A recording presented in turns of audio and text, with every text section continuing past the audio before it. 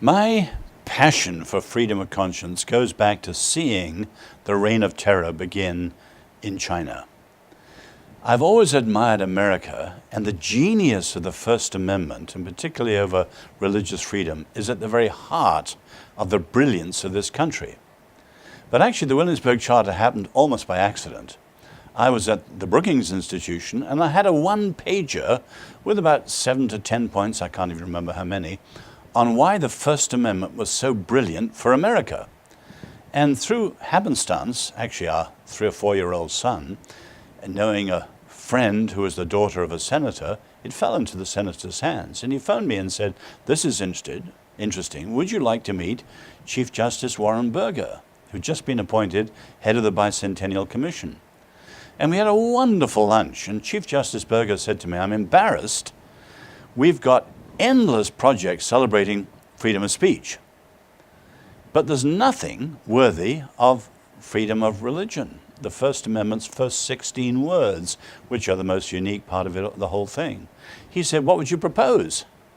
And so I'd only been in the country 18 months, and I'm an Englishman, still am, and I suggested to him a declaration, a charter, celebrating and reaffirming the brilliance of the First Amendment, but setting out how it should be understood today.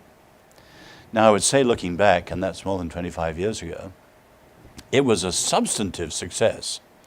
We had Christians, Jews, atheists, and other people, and the number of people who signed it was incredible. Substantively, it was a great success. Politically, it was a failure. There were people in the Christian right who opposed it, although I'm a Christian, and stopped us getting to President Reagan. And so we were unable to have the rollout that we needed to have, so that these ideas came down to the public schools and in all sorts of areas. And I would say 25 odd years later, America is further away from living the genius of her understanding than she was then. And the tragedy for me is, again, I'm a European, America is squandering her incredible heritage. The issue for the whole world is, how do we live with our deep differences? And America has the answer that's the most nearly perfect answer. James Madison called it the true remedy. And yet with the culture warring for 50 years, America today in the early 21st century is further off from the framers, further off even from the bicentennial.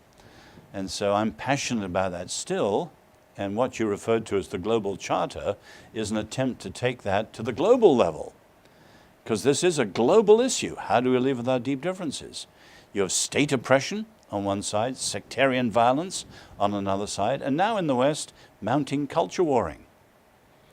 And it's tragic. America has the answer.